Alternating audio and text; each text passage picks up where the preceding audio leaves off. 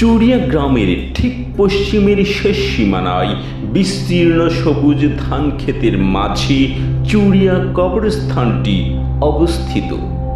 এই কবরস্থানটি বহু বছরের পুরনো। একসময় এই কবরস্থানের পাশে, অর্থাৎ এই কবরস্থানের যেখানে নামাজ পড়া হয় তার দক্ষিণ পশ্চিম কোণে ছিল একটি বিশাল আম গাছ, যা দেখে গ্রামবাসীরা প্রথমে থমকে দাঁড়াতো, কারণ এই আম গাছের সাথে প্রত্যেকের রয়েছে অনেক স্মৃতি। আর এই কবরস্থানের ঠিক মাঝখানেই ছিল একটি অনেক পুরনো কুল বা বড়ই গাছ। গ্রামের তখনকার যুগের ছেলেমেয়েরা প্রত্যেকেই এই বড়ই গাছ থেকে কুল বা বড়ই পেড়ে খেত। তখন এই কবরস্থানটির প্রতিটি কবর ছিল ভাঙা। ওখানে গেলেই মানুষের মনে পড়ে যেত, হ্যাঁ, একদিন আমিও তো এখানকার বাসিন্দা হব। আর সেই পুরনো কবরস্থানের সাথে প্রতিটা মানুষের আত্মা জড়িয়ে ছিল। এই কবরস্থানে শুয়ে আছেন সেই সব মানুষ যারা একদিন এই গ্রামে প্রাণ সঞ্চার করেছিল। কখনো কৃষকের হাসি, কখনো গাছতলায় বসে গল্প করা বুড়োদের স্মৃতি সবই হারিয়ে গেছে আজকের এই দিনে।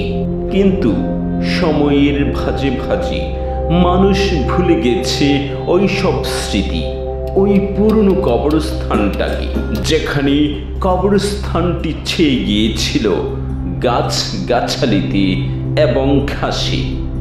সেখানে কেউ যখন আসত তাদের পূর্বেকার অর্থাৎ পূর্বপুরুষের কবরে দোয়া কালাম পড়ার জন্য, তখন তাদের আত্মা শান্তি পেত।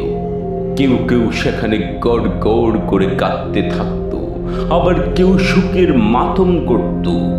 প্রত্যেকের হৃদয়ে চাপা কষ্ট, তাদের পূর্বপুরুষ, তাদের পিতামাতা, নানা নানি, দাদা দাদি এই কবরেই শুয়ে আছেন। এটাই তাদের বাড়িঘর। কখনো বৃষ্টি, কখনো ঝড়, সব কিছুর মধ্যে তারা এখানেই থাকেন। কখনো তারা বাড়ি ফেরেন না। রোজ বিকেলে এখানে মানুষ আসত, কবরের পাশে বসতেন, দোয়া কালাম পড়তেন। কারো সঙ্গে কথা বলতেন না, শুধু তাকিয়ে থাকতেন কবরগুলোর দিকে। একবার কেউ জিজ্ঞেস করলে বলতেন, এ কার কবর?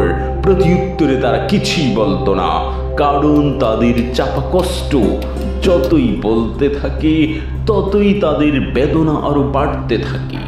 হ্যাঁ, এই পুরনো কবরস্থানটা এখন পাল্টে গেছে। এখন আর পূর্বেকার স্মৃতি মনে পড়ে না, অনেক জমজমাট হয়ে গেছে। এক সময় এখানে যারা নামাজ পড়াতো তাদের সাথে কবরবাসীর ছিল আত্মিক সম্পর্ক। আজকে কবরের সাথে আত্মিক সম্পর্ক নেই। এখানে অনেক জৌলস ফিরে এসেছে। রঙিন বাতি, সুন্দর দেয়াল, সুন্দর জায়নামাজের পরিপাটি স্থান দখল করে নিয়েছে সেই পুরনো কবরস্থানটাকে। এখন মানুষ হাসি খুশিতে এখানে আসে নামাজ পড়ার জন্য। জানি না তাদের কতটুকু স্মৃতি অর্থাৎ পূর্বেকার স্মৃতি মনে পড়ে। যুগ পাল্টেছে, বছর পাল্টেছে, কবরস্থানের কমিটি পাল্টেছে, দিন দুনিয়ার চাকচিক্যময় তাদের গ্রাস করে ফেলেছে। কবরস্থানের নামাজ নিয়েও দলাদলি হয়। এক সময় যখন বড়রা সেখানে নামাজ পড়তো, ছোটরা মাঠে ঘাটে দৌড়ে বেড়াতো এবং তারা একে অপরে মারামারি লেগে যেত। এটা ছিল তাদের মারামারি নয়, আনন্দের সেই দিনক্ষণকে তখন মানুষ ছোটখাটো মারামারিতে ভাগ করে নিত। আজ সেই ছেলে মেয়েরাও নেই, তারাও পাল্টে গেছে। তারাও এখন সুন্দর কাপড় পরে জাঁকজমক হয়ে হাসি খুশিতে কবরস্থানে পদার্পণ করে নামাজ পড়ার জন্য। কিন্তু পুরনো সেই স্মৃতি কি তাদের আজও তাড়া করে ফেরে? না, তাড়া করে ফেরে না, কারণ সব কিছুই পাল্টে গেছে। কবরস্থানকে আজ কবরস্থান মনে হয় না।